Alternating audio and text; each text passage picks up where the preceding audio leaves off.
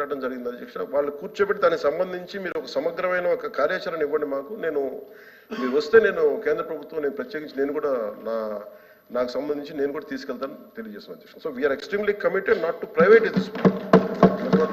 I hope you're all satisfied. Okay, LOP గారు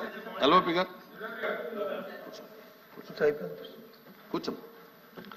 అధ్యక్ష, ఇది చాలా సెంటిమెంట్తో కూడుకున్న అంశం అధ్యక్ష. విశాఖ స్టీల్ ప్లాంట్ ఇది ఇందాక వారు చెప్పినట్టు ఇది ఒక పార్టీకో లేదా ఒక వ్యక్తికో ఒక సంస్థకో సంబంధించింది కాదు అధ్యక్ష.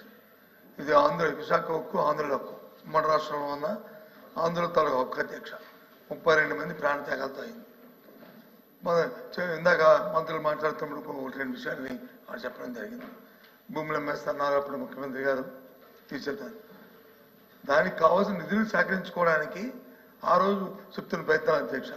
ఈ 6 నెలల కాలంలో విశాఖ స్టీల్ ప్లాంట్ భూముల్ని 2 దఫాలుగా ఉన్న కొన్ని పీసుల్ని ఇప్పటికే ఆప్షన్లోకి నోటిఫికేషన్ ఇచ్చిన సందర్భాన్ని కూడా ఒకసారి గుర్తు చేస్తాను అధ్యక్ష.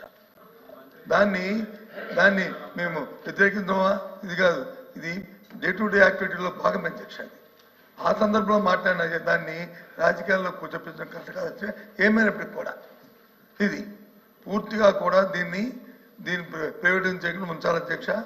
ఆ రోజు స్వయాన ప్రధానమంత్రి గారు విశాఖపట్నం సభకు వచ్చినప్పుడు సాక్షాత్తు ఆనాటి ముఖ్యమంత్రి జగన్మోహన్ రెడ్డి గారు మొత్తం సభా సాక్షిగా లక్షలాది మంది ప్రజలు ఉంటుండగా ఆ రోజు విశాఖపట్నం స్టీల్ ప్లాంట్ ప్రైవేటీకరణ చేయడం వీలు లేదు, మేము అర్థిస్తున్నాము, ఇది మా తాలూకా ఇది మా సెంటిమెంట్ అని చెప్పి ఆ రోజు ముఖ్యమంత్రి గారి సందర్భాలు కూడా ఒకసారి జ్ఞాపకం చేస్తాను అధ్యక్ష.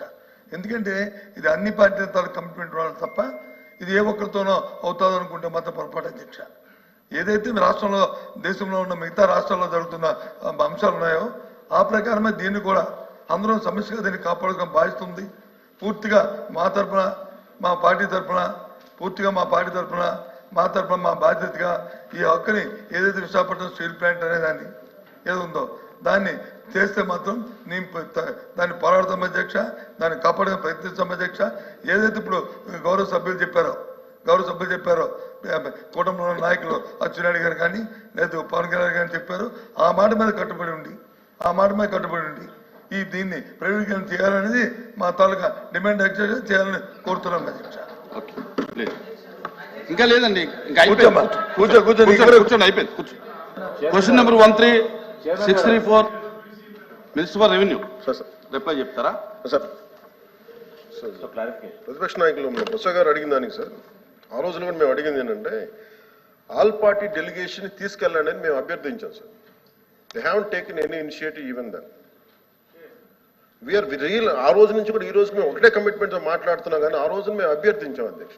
ఆల్ పార్టీ మీరు చేయండి, మేము తీసుకెళ్తాం, మేము అందరం వస్తామని మాట్లాడాం. Maybe they didn't consider it sir అధ్యక్ష. So we want to bring it to that. ఇంకా పెంచొద్దు చేయకపోతే అది రికార్డ్స్ లో ఉంటుంది అధ్యక్ష. ఆల్ పార్టీ డెలిగేషన్ తీసుకోవడానికి ఎవరికి అభ్యంతరం లేదు అధ్యక్ష. ఎప్పుడు ఇన్ స్పైట్ ఆఫ్ వినండి వినకపోతే చెప్తారుగా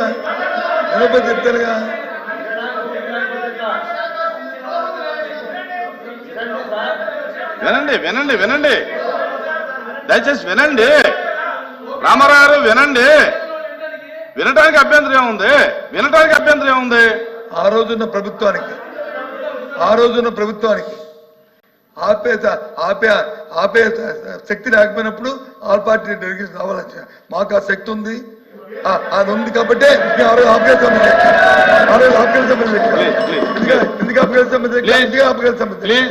ఇవాళ దయచేసి అది చేయమని చెప్పి రిక్వెస్ట్ చేస్తున్నాను. కూర్చోండి సార్. అచ్చెన్నాయుడు గారికి పంచకండి. కూర్చోమ్మా.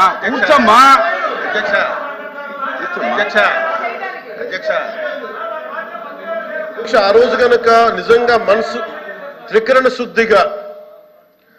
శుద్ధిగా వారు కనుక ఆపండి ఉంటే అసలు ఈ రోజు ఈ ప్రశ్న ఉత్పన్నం అయ్యింది అధ్యక్ష. Question is over. కూర్చోండి. కూర్చోండి please controversy. Question number 136 3-4 minister for revenue minister గారు